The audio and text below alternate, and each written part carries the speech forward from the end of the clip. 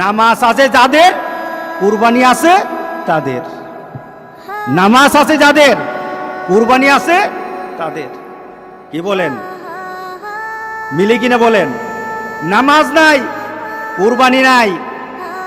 যেই ব্যক্তি নামাজ পড়ে না, যেই ব্যক্তি নামাজ পড়ে না, কুরবানি তার কোনো সফলতা আনবে না। কুরবানি তার জন্য সফলতা বয়ে আনবে না। নামাজ নাই, কুরবানি হবে না তার। নামাজ ছাড়া কুরবানি হবে না, এটাই ধারাবাহিকতা। ইন্না আতাইনাকাল কাউসার ফাসাল্লি লিরাব্বিকা ওয়ানহার। নামাজ আগে, কুরবানি পড়ে। আর আমাদের সমাজে এমন মানুষ আছে নামাজ পড়ে না, কিন্তু লক্ষ লক্ষ টাকা দামের কুরবানি ছাড়ে না। এমন আছে কিনা বলেন? তার মানে কি? সে দিন বুঝে না, সে ইসলাম বুঝে না, সে মুহাম্মদ সাল্লাল্লাহু আলাইহি সাল্লামকে দেওয়া আল্লাহর ঘোষণাও জানে না, ইব্রাহিম আলাইহিস সালামকে দেওয়া সেই কুরবানির নীতি জানে না। এই কুরবানি তার জন্য কোনো সফলতা বয়ে আনবে না। সুতরাং যারা কুরবানি দিচ্ছেন, আপনার নামাজ নাই, উলামায়ে কেরাম কিন্তু বলেছেন যাদের সাথে নামাজ নাই, যাদের সাথে নামাজ নাই, নামাজি ব্যক্তি যেন তাদের সাথে কুরবানি না দেয়। কারণ বেনামাজির কুরবানি হবে না। আপনি 7 নাম দিলেন, 6 জন মানুষ নামাজ পড়ে, একটা মানুষ নামাজ পড়ে না, বিপদ কিন্তু হয়ে গেছে, বিপদ কিন্তু হয়ে গেছে। কারণ 6 ব্যক্তির অংশটা কিন্তু আরেকজনের সাথে সংযুক্ত হয়ে আছে। ওই ব্যক্তির বেনামাজি হওয়ার কারণে উলামায়ে কেরামের মতামত, সব উলামায়ে কেরামের মতামত, নামাজ যার থাকে না, কুরবানি তার হয় না। সুতরাং আমরা আজকে সিদ্ধান্ত নেব ইনশাআল্লাহ, নামাজ ছাড়বো না। রাজি আছি সবাই? কি ছাড়বো না বলেন? নামাজ ছাড়বো না। নামাজ কায়েম করার পর আপনার কুরবানি, আপনার রোজা, আপনার হজ, আপনার ইবাদত, সকল কিছু নামাজকে দিয়ে মানদণ্ড করা হবে। আগে নামাজ, এরপরে সকল ইবাদত। মুসা আলাইহিস সালাম, তার মা, মুসা আলাইহিস সালামের জন্মের পর তার মা বিপদে পড়ে গেলেন। ব্যাপার কি?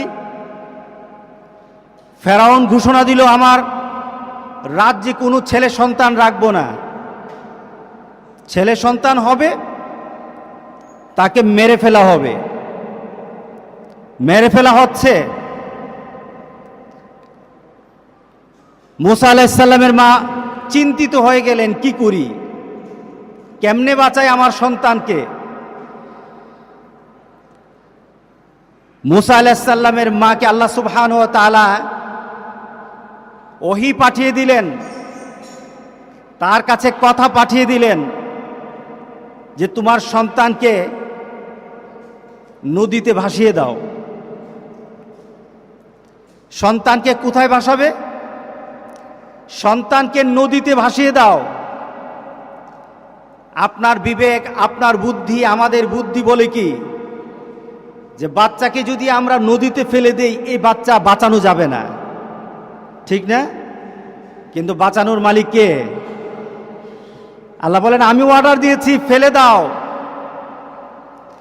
মুসা আলাইহিস সালামের মা দেখলেন কুল কিনারা নাই, রাখলে মারা যাবে, ফেলে দিলেও মরবে, রাখলে কতল করা হবে, আর যদি ফেলে দেই নদীতে ভেসে মরবে। অনেক চিন্তা করে মুসা আলাইহিস সালামের মা নদীতে ভাসিয়ে দিলেন। আল্লাহ সুবহানাহু ওয়া তাআলা বলেন, আমার কথা অনুযায়ী যখন নদীতে দিয়েছ, তার হেফাজতের দায়িত্ব আমি কেমন ভাবি নেই, একটু তাকিয়ে দেখো, একটু তাকিয়ে দেখো তোমার সন্তানের হেফাজতের দায়িত্ব আমি কিভাবে নেই। মুসা আলাইহিস সালামকে নদীতে ফেলে দেওয়ার পর আল্লাহ সুবহানাহু ওয়া তাআলা বলেন, আমার মুসাকে তার ঘড়ি বরে করব যে মুসার সবচেয়ে বড় শত্রু। মুসার সবচেয়ে বড় শত্রুকে ফেরাউন। আল্লাহ সুবহানাহু ওয়া তাআলা মুসা আলাইহিস সালামকে কার ঘরে উঠালেন? ফেরাউনের ঘরে উঠালেন। ফেরাউন তো দেখে বলে, সে তো আমার দুশমন, আর আল্লাহ সুবহানাহু ওয়া তাআলা সাথে সাথে ফেরাউনের হৃদয়ে ভালোবাসা ঢেলে দিলেন। ওয়া আলকাইতু আলাইকা মুহাব্বাতাম মিন্নি, ভালোবাসা ঢেলে দিলেন। যে তার চরম শত্রু, যার জন্য এত মানুষকে, এত সন্তান, এত ছেলে বাচ্চাকে মারা হচ্ছে, সে কিন্তু ফেরাউনের সামনে। আল্লাহ বলেন, ফেরাউন, তুই যার ভয়ে এত সন্তানকে হত্যা করলি, সে কিন্তু তোর সামনে টের পাবি না। সেই তোকে মৃত্যুর কারণ, তোর জন্য মৃত্যুর কারণ হবে। কিন্তু আমার বান্দা যখন আমার কথা শুনে, আমি আমার বান্দার হেফাজতের পূর্ণ দায়িত্ব নেই। ফেরাউন, আমার এই বান্দাকে, আমার এই মূসাকে তুই বড় করবি। মূসার মা কি চিন্তা করছিল যে এই ফেরাউনের ঘরে গিয়ে তার বাচ্চা ঢুকবে? না, মূসার মা তো মনে করেছিল, মূসা আলাইহিস সালামের মা মনে করেছিল আমার বাচ্চা তো নদীতে ডুবে যাবে। আল্লাহ বলেন, আমার কথা মান, নদী তো ডুববে না, ফেরাউনও মারবে না, গোটা পৃথিবীর তার চুল পরিমাণ ধ্বংস করতে পারবে না। পূর্ণ হেফাজতের দায়িত্ব আমি আল্লাহ নিয়ে নেব। আল্লাহু আকবার। হেফাজতের দায়িত্ব নিলেন কিনা? শুধু নেওয়া নয়, মূসা আলাইহিস সালামের মাকে বললেন, তোমাকে আমি রাজকীয় সম্মান দেব। মূসা আলাইহিস সালামকে ঢুকিয়ে দিলেন ফেরাউনের বাড়িতে। ফেরাউনের সবচেয়ে বড় শত্রু মূসার সবচেয়ে বড় শত্রু হলো ফেরাউন। কিন্তু পরস্পর এখন একজন আরেকজনের ভালোবাসা নিয়ে একজন আরেকজনের কাছাকাছি। এবার বাচ্চাকে বললেন, তুমি কিছু খাবা না। বাচ্চার জন্য তার মার এখানে আসার ব্যবস্থা করে দিন আল্লাহ সুবহানাহু ওয়া তাআলা। বাচ্চার মাকে বললেন, আমার কথা অনুযায়ী তুমি তোমার বাচ্চাকে ছেড়ে দিয়েছো, এই কারণে তোমাকে রাজকীয় খাদ্য, রাজকীয় বেতন, রাজকীয় তোমার থাকার ব্যবস্থা আমি আল্লাহ করে দিলাম। তোমার ছেলের সাথে তুমি থাকো, এখানেই তোমার অবস্থান হবে। সুতরাং যারা আল্লাহর কথা মানে, যারা আল্লাহর নীতি মানে, হেফাজত করবেন কে? আল্লাহ সুবহানাহু ওয়া তাআলা। ইব্রাহিম আলাইহিস সালাম ঠিক তদ্রূপ নিজের সন্তানকে জবাই করলেন। কিন্তু আল্লাহ সুবহানাহু ওয়া তাআলা বলেন, ইব্রাহিম, আমি তোমার জবাইকে কবুল করে নিয়েছি, আমি তোমাদের দুজনের প্রতি খুশি হয়ে গেছি। আল্লাহ সুবহানাহু ওয়া তাআলা ইব্রাহিম আলাইহিস সালাম তো টের পেলেন না, জান্নাত থেকে দুম্বা পাঠিয়ে দিলেন, দুম্বা জবাই হয়ে গেল।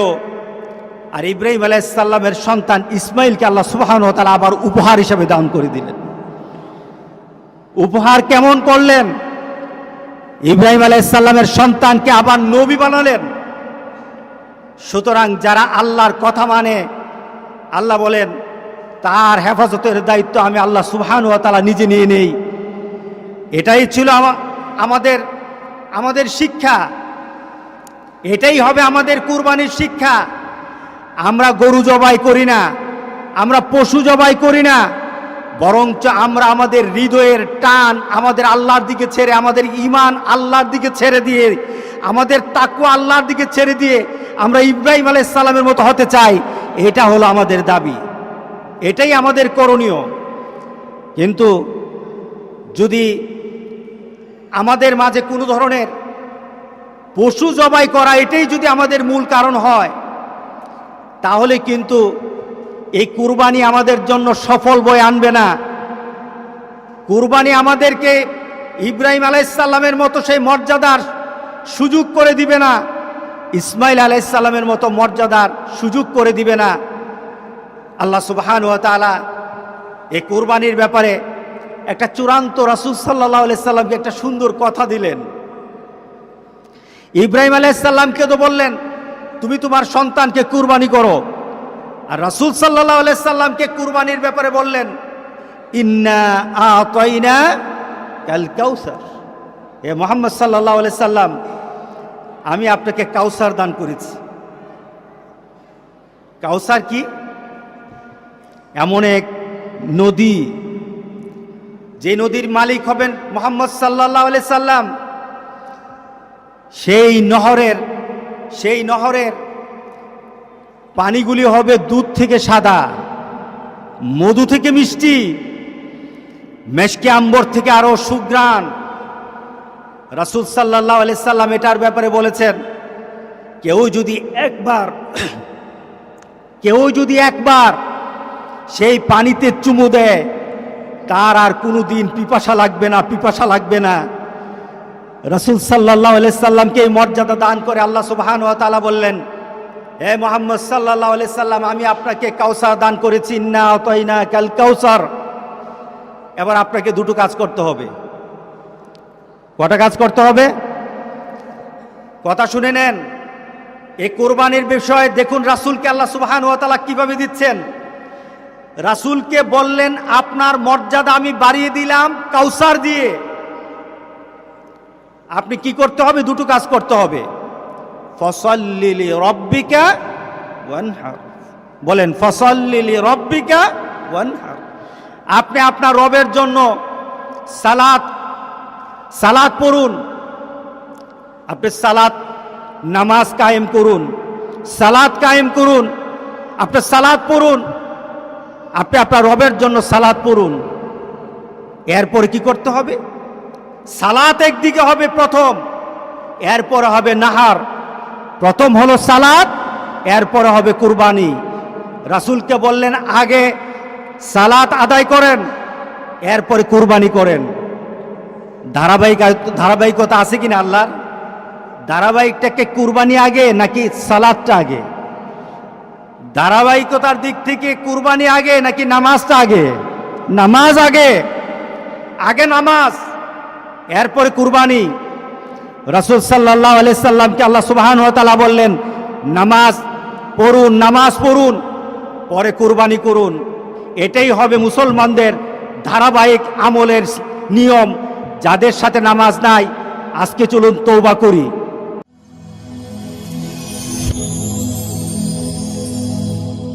Rose TV 24. Enjoy by listening to the Holy Quran.